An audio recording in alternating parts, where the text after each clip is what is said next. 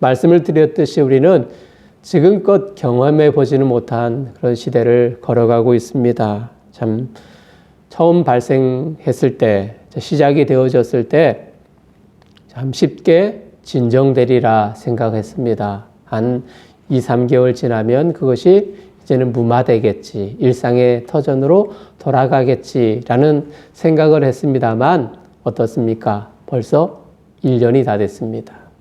1년이 다 되어서 진정의 기미가 아니라 오늘 뉴스를 보니까 우리나라에서는 역대 최고의 그런 수치를, 감염의 수치를 보이는 그런 통계의 자료를 잠시 보고 왔습니다.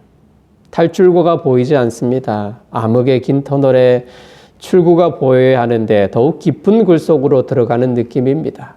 최근 정부에서는 또 다른 지침을 내렸죠. 연말이고 또 성탄절이고 또 해가 바뀌는 그런 시점이기 때문에 또 삼삼오오 모이는 사람들, 또 해가 바뀌면서 새로운 다짐을 하면서 시작을 알리고자 하시는 그런 분들의 모임, 이로 인해서 감염의 그런 증세가 더 심해질 것이라는 그런 예상하에 1월 3일까지인가요? 그렇게 지침을 내렸습니다. 그러면서 많은 사람들이 생각을 합니다. 식당에 가서라도 4인 이상인가요? 5인 이상인가요? 4인 이상 모이지 말라라는 그런 지침 때문에 그러면 우리가 6명이 가면 3인 나눠서 식사를 하면 되겠다, 이런 생각을 합니다. 교회에서는 또 다른 생각이죠. 교회에서는 이거를 우리가 조금 변형하여서 나누어서 예배를 드리면 되겠다, 그런 생각을 하면서 어떻게 해서든지 예배를 드리고자 하는 그런 생각을 합니다. 그 이면에는 코로나가 진정되기를 바라는 그런 마음보다 코로나가 많은 사람들에게 악영향을 미치려는 그런 수단과 그런 어려움과 환경들을 생각하기보다는 나 중심의 사고가 아주 그 안에 담겨 있다라는 생각을 해봅니다. 그래서 마음이 참 아픕니다. 일반 사람들도, 교회도 이 코로나가 진정으로 없어져서 모든 사람들이 일상생활 속에서 자유를 누리고 삶을 누리고 행복을 누리는 그런 면들을 생각해 보아야 마땅한데, 그런 여러 가지 꼼수를 쓰면서 나 중심의 생각을 한다는 것이 마음이 참 많이 아픕니다. 오히려 그것이 교회 안에서는, 교계 안에서는 인권 탄압이지 않는가, 혹은 예배 방해죄가 성립되지 않는가라는 등등의 이유를 들어서 항의하곤 합니다. 나쁘다라는 의미는 아니지만 정말 근본적인 생각은 개인 혹은 개교회 생각보다 오히려 다른 사람을 생각하고 다른 영혼을 생각하는 데에 좀 더 주안점을 두었으면 하는 바람이 참 많이 있어요.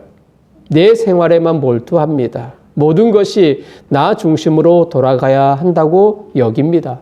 물론 과거에도 그랬어요. 앞으로도 살아갈 미래도 아마 이것은 바뀌지 않을 겁니다. 하지만 현실의 문제, 그리고 대안을 개인의 중심에서 사고하지 말고 현실을 넘어서는 하나님의 일하심을 보는 믿음이 우리 안에 있어야 되지 않을까요?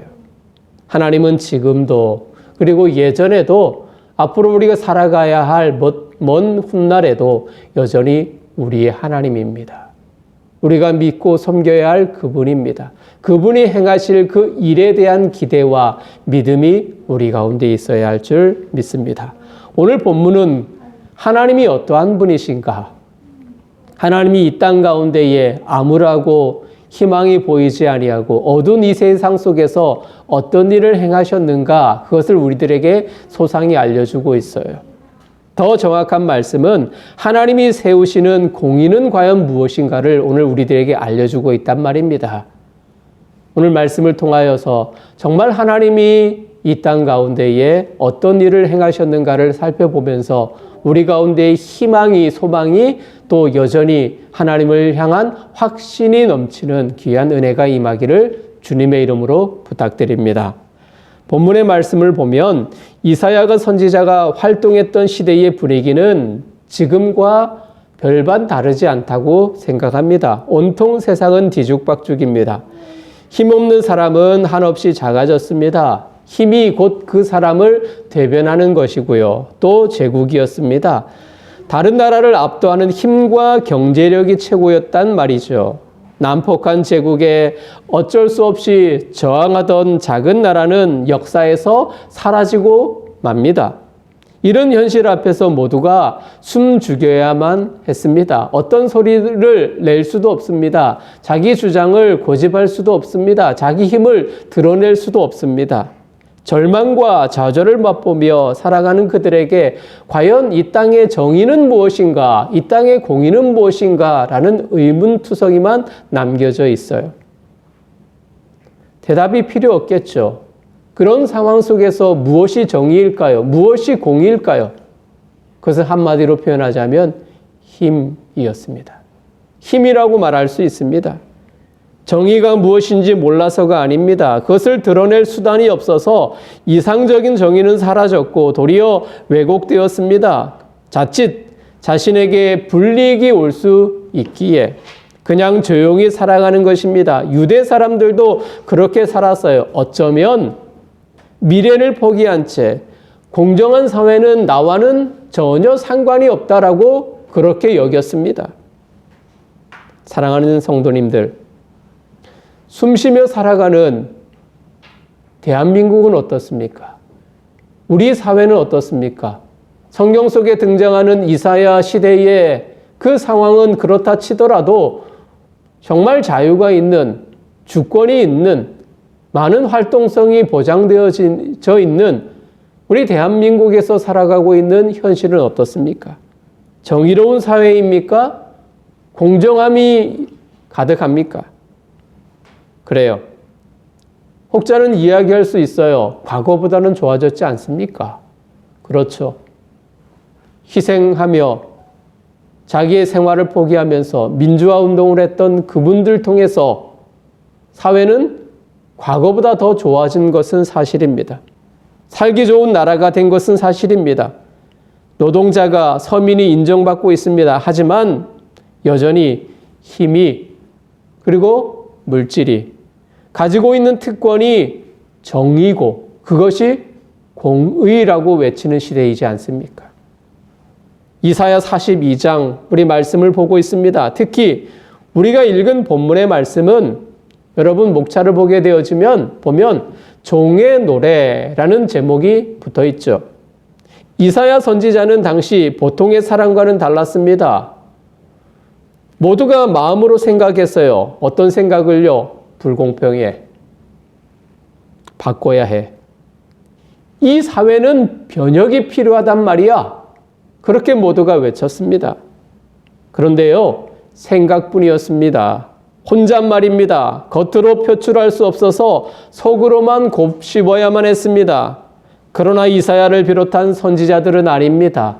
그들은 하나님의 말씀을 가진 자고 하나님의 말씀을 모든 영혼들에게 각 나라에게 선포하고 가르칠 책임이 있는 사람들입니다. 그들은 외쳤습니다. 핍박과 어려움을 예상했지만 그런데도 당시 유대인들에게 삶의 방향을 제시했습니다.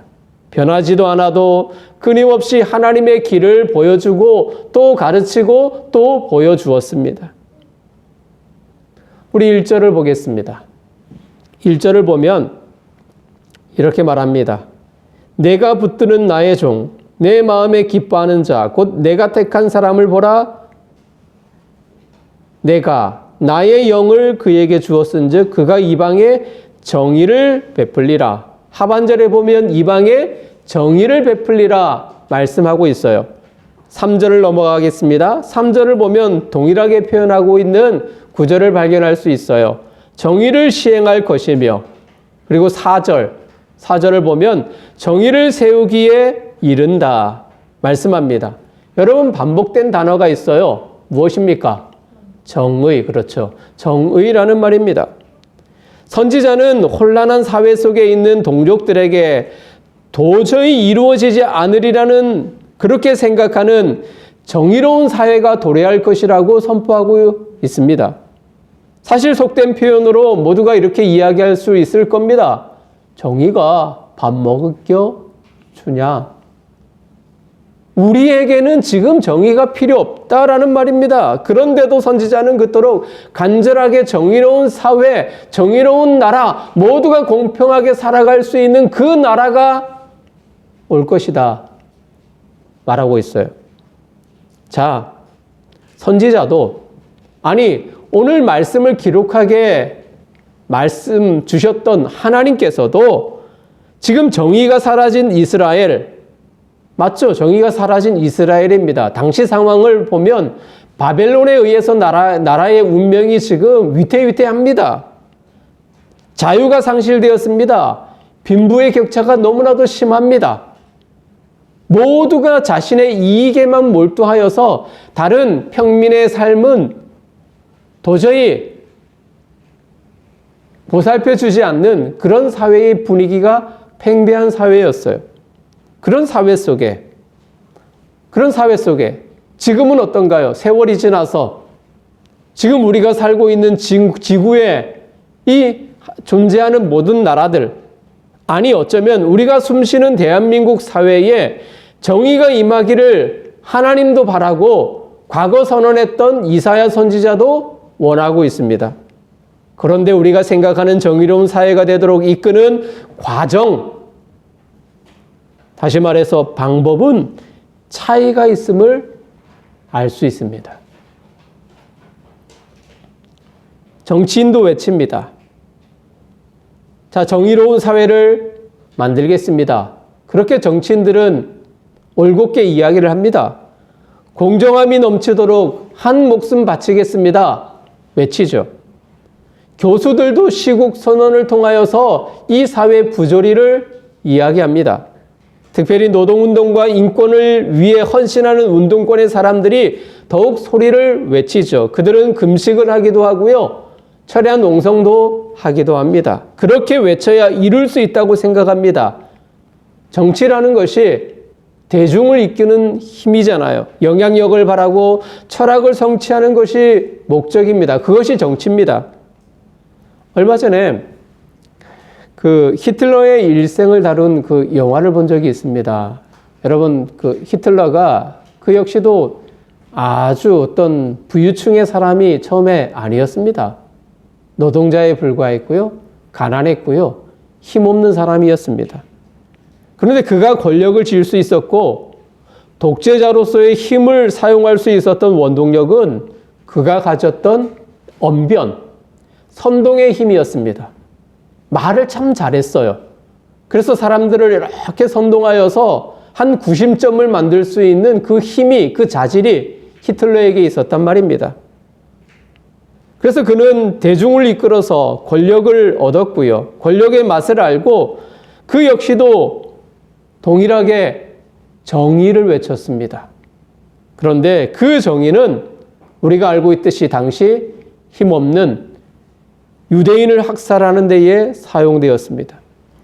도리어 온 유럽을 전쟁의 구렁텅이로 빠져드는 데에 그런 결과로서의 그 모습을 자아냈다는 것을 우리는 알고 있습니다. 수많은 사회주의 국가들, 시작은 정의와 공의를 선언하는 데서 출발하지만 나중은 도리어 통제하고 다스리는 데에 그 힘이 쏠려 있다는 것을 여러분 느끼지 않습니까? 이것이 현 사회, 그리고 우리 역사상 경험했던 사회가, 국가가 정의를 세우는 방법이었습니다. 결과는 도리어 정의와는 반대에 서 있다는 것을 우리가 느끼지요. 그러나 오늘 성경에서 선지자를 통해서 하나님이 세워가시는 정의는 매우 다릅니다. 사회와 국가가 정의를 세우는 방법과 하나님이 세워나가는 정의의 방법은 무척 다르다는 것을 여러분 발견할 수 있습니다. 하나님이 세운 한 사람, 그 한 사람은 권력을 가지고 있는 사람이 아닙니다. 영향력을 끼칠 수 있는 능력을 가진 사람도 아닙니다. 오늘 성경에 보면 1절에 무엇이라고 표현하고 있습니까? 종이라는 표현을 쓰고 있습니다. 종. 한 사람을 세웠는데 그것은 하나님의 종이다 표현하고 있어요. 내가 붙드는 나의 종, 내 마음에 기뻐하는 자, 내가 택한 사람, 이런 표현을 쓰고 있습니다. 세상의 사람에게 인기 있는 사람이 아니에요. 그 속에 안주하는 사람도 아닙니다. 그들의 욕구와 필요를 채워주는 이도 아닙니다. 오직 하나님께 속한 사람, 하나님이 기뻐하시는 사람을 통해서 이루신다고 하시네요. 유대 민족만의 정의를 세워가는 것도 아닙니다. 한 나라만을 고집하는 것도 아닙니다. 분명 이렇게 이야기를 합니다. 이방에 정의를 베풀리라. 이스라엘뿐만 아니라 그들을 압세하는 바벨론뿐만 아니라 세계의 모든 나라에 하나님이 택한 종, 하나님이 기뻐하시는 사람, 그 택한 사람을 통해서 모든 세계에 하나님이 정의를 베풀 것이다 선언하고 있습니다. 여러분, 놀라운 표현이지 않습니까? 당시 최고의 나라가 어디 나라입니까? 아수르를, 그 제국을 무너뜨린 바벨론입니다. 바벨론이 최고의 힘을 자랑하는 나라입니다. 지금으로 표현하자면 어떤 나라일까요? 미국 정도가 되지 않을까요? 그죠? 미국 정도. 오늘날 미국을 말할 겁니다. 근데 미국도요, 이야기해요. 이렇게 이야기합니다. 자국이 손이다. 또 자국이 곧 법이다. 이렇게 말하는 나라가 미국입니다. 여러분, 영화 좋아하시죠? 할리우드 영화를 보게 되어지면 지구를 구하는 사람이 누구입니까? 지구를 구원하여서 세계 평화를 만들어가는 나라가 어디입니까? 미국입니다. 영화 속에 그 모든 것이 담겨져 있는 거예요. 자국 우선주의, 자국 정의를 표현합니다. 세계 모든 나라에 영향력을 행사하려 하고 그 행사의 결과는 자국의 번영이어야 합니다. 그런데 본문은 이스라엘의 해방자, 구원자가 이 땅에 오시면 이스라엘의 정의를 세워가는 것이 아닙니다. 물론 이스라엘의 정의를 세워나가요. 그런데 이스라엘뿐만 아니라 모든 나라의 공의로운 사회가 되도록 이끌어 가실 거다 선언하고 있어요. 그것도 힘을 얻는 방식이 아니라 말씀드렸듯이 어떤 사람입니까? 종입니다. 힘 없는, 영향력이 없는, 권력이 없는, 경제적인 통념 속에서 가난한 그 한 사람을 통해서 이스라엘, 바벨론, 모든 세계에 공의를 베풀 것이다. 하나님의 방법입니다. 너무나도 다르죠. 여러분, 더 구체적으로 들어가 보면 더욱 놀랄 수밖에 없어요. 2절 볼까요? 2절. 소란하지 않아요. 그죠? 소란하지 않아요. 그는 외치지 아니하며 목소리를 높이지 아니하며 그 소리를 거리에 들리게 하지 아니하며. 선동하지 않는다는 이야기입니다. 많은 이들이 선동하면서 다른 사람들의 마음을 얻고, 정치인들, 예를 들어서 히틀러 이야기를 했었죠. 그런데 그분은 소리를 바라지도 않습니다. 요란하지도 않아요. 3절. 위기에 처한 이들을 절대 포기하지 않습니다. 상한 갈대를 꺾지 아니하며 꺼져가는 등불을 끄지 아니하며 선동하지도 않고요. 큰 소리로 자신의 견해 주장을 따를 것을 종용하지도 않아요. 그렇다고 포기하지도 않습니다. 공의와 정의를 세우기 위해서 대가를 치러야 하고 희생이 따를 수밖에 없다고들 많은 이들이 이야기를 합니다. 경쟁력이 없는 것을 포기하는 것이 현대사회의 특징 가운데의 하나죠. 하지만 하나님이 세우시는 그 종은 꺼져가는 등불도 도리어 더 밝혀주시는 분입니다. 상하여 쓸모없는 갈대마저도 사랑하고 품어주시는 분이십니다. 여러분, 당시 상황을 생각해 보면 꺼져가는 촛불, 상한 갈대는 누구일까요? 이스라엘이겠지요. 하나님이 세우시는 그 종은 이스라엘도 포기하지 않습니다. 그렇다고 막대한 영향력을 바라는 그 강력한 제국도 포기하지 않아요. 요즘 말로 이야기하면 취약계층에 살고 있는 그 사람을 포기하지 않습니다. 의료 혜택이나 보호의 장벽이 없는 그들을 도리어 붙들어 주시는 분이십니다. 어떻습니까? 세상이 말하고 있는 정의, 그리고 하나님이 세워가시는 정의는 어떤가요? 다르다 말할 수 있어요. 다르다. 정의를 이루어가고 세우는 주체도 다릅니다. 종을 통해서. 사회적이고 경제적인 차원의 정의도 필요하지만 우리가 주목해야 하는 것은 이 성탄의 예배를 드리고 성탄의 즐거움을 향연하기를 원하는 우리들에게 있어서 진정 주목해야 하는 것은 하나님이 선언하시는 말씀이겠죠. 여러분, 정의로 표현된 이 단어 히브리어 미스파트라는 말입니다. 미스파트. 이것은 하나님의 판결입니다. 하나님의 판결. 재판장에서 재판관이 판결을 내리듯 하나님이 판결한다는 이야기입니다. 즉 하나님의 판결이 곧 정의입니다. 다시 말해서 하나님의 말씀이 곧 정의라는 이야기예요. 세상이 세워가는 것은 하나를 세워가기 위해 다른 하나를 파괴해야 하고 죽여야 합니다만 하나님의 판결은 모두를 세워갑니다. 생명을 살립니다. 4절, 그는 쇠하지 않고 낙담하지 않습니다. 그러면서도 세상의 정의를 세워가십니다. 여러분, 이제 이 주체가 누구인가를 우리는 이제 고민해야 되겠죠.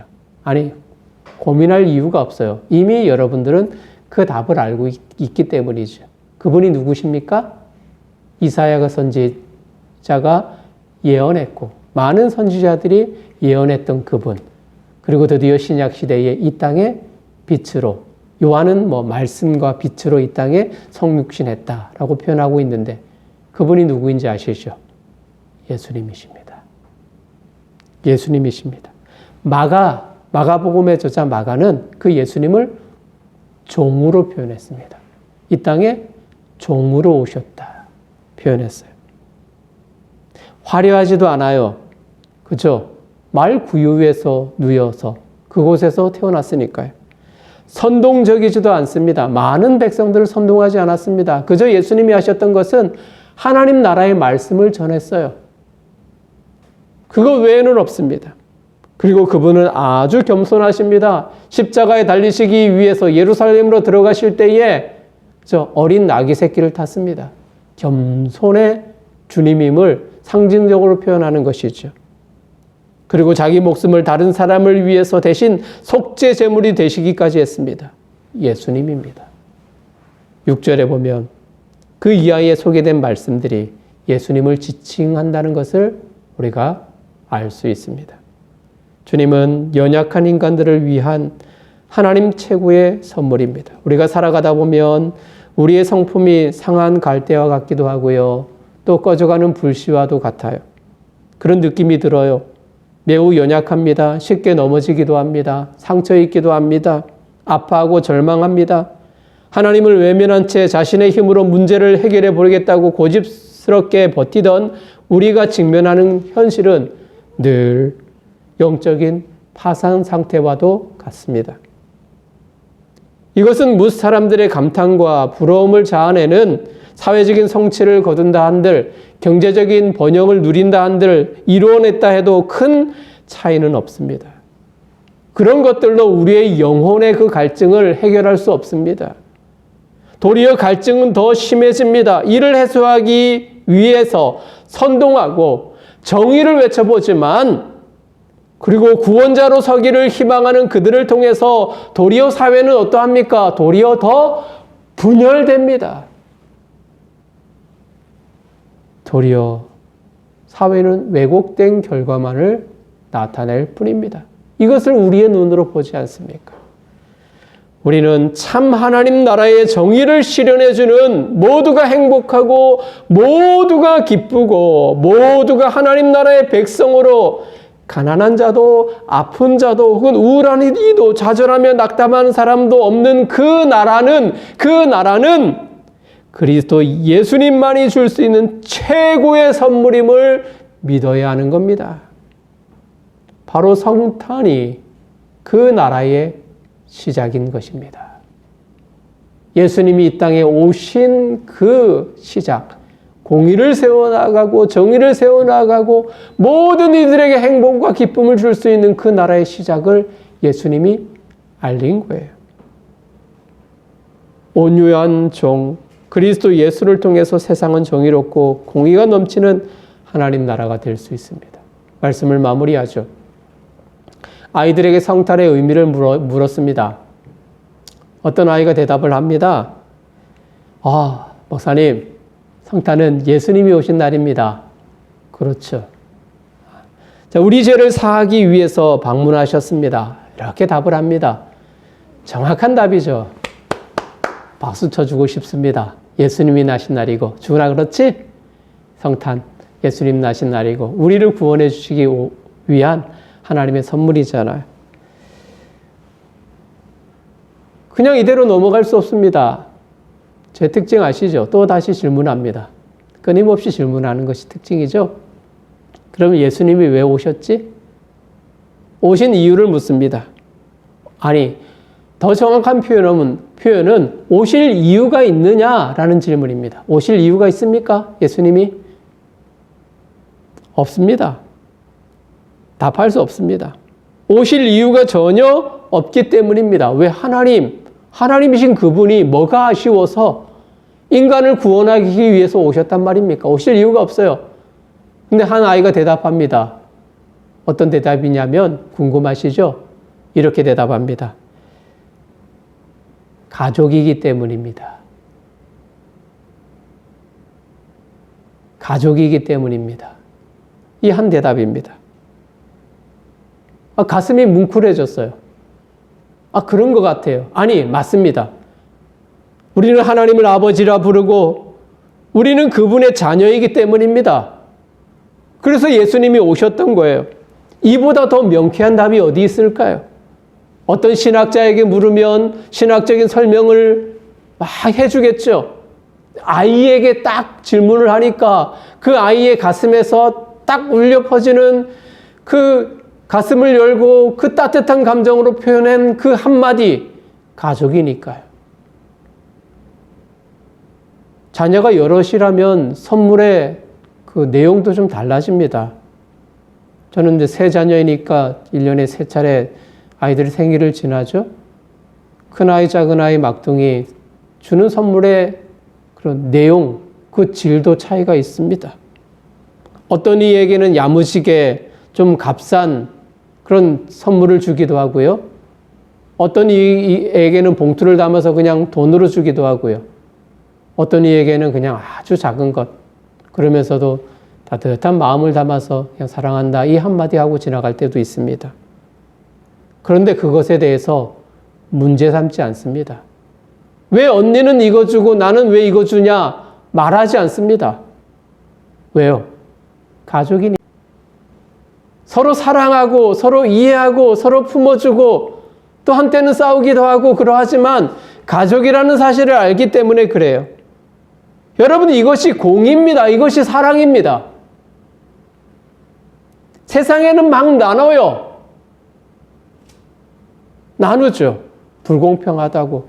그런데 하나님의 눈에서 하나님의 사랑과 하나님이 베풀어 주시는 철저한 그 잣대 속에서 그 하나님이 말씀하시는 것이 정의고 공의라는 사실입니다. 우리가 하나님의 자녀이니까 가족의 정의는 의미가 없습니다. 선동할 이유도 없고요. 차별을 둘 근거도 없습니다. 모두가 만족하고 모두가 웃고 우는 것이 가족입니다. 사랑 그 자체이니까요. 전혀 찾아오실 이유가 없지만 사랑한다는 그 이유 하나만으로 예수님이, 아니 하나님이 그렇게 하셨습니다. 성탄절이 바로 이런 날입니다. 우리는 과연 이 날을 묵상하며 희망을 맛보고 있습니까? 성탄의 참 의미를 발견하면서 생각하고 진정한 공의로운 사회와 나라는 예수 그리스도를 통해서만 이루어진다는 그 사실을 믿고 있냔 말입니다. 우리가 그것을 믿는다면 세상의 불의를 보면서 더 주님을 의지할 수 있습니다. 세상의 아픔을 보면서 그 아픔이 내 아픔인 양 품으면서 주님께 나아 더 기도할 수 있는 겁니다. 주님이여, 이 땅에 공의와 정의를 세우시기 위해서 이 땅에 오신 주님, 모든 사람이 사랑을 받고 모든 사람이 하나님의 은혜 속에 걸어가기를 원하시는 아버지여, 이 땅을 불쌍히 여겨주시고 속히 하나님이 원하시는 방식과 하나님이 원하시는 그 나라가 속히 이 땅에 임하소서 기도하면서 더욱 주님을 의지할 수 있는 것입니다.